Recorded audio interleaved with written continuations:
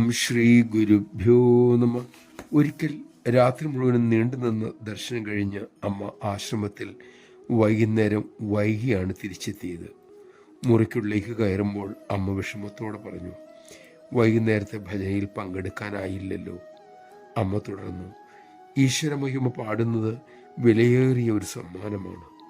ഈശ്വരൻ കൃപയോടെ നമുക്ക് കനിഞ്ഞു നൽകിയതിനെല്ലാം നന്ദി പറയാൻ കിട്ടുന്ന ഒരു അവസരമാണത്. അമ്മയുടെ സമീപം ഉണ്ടായിരുന്നവരുടെ ഹൃദയത്തിൽ ആ വാക്കുകൾ തുളച്ചു കയറി.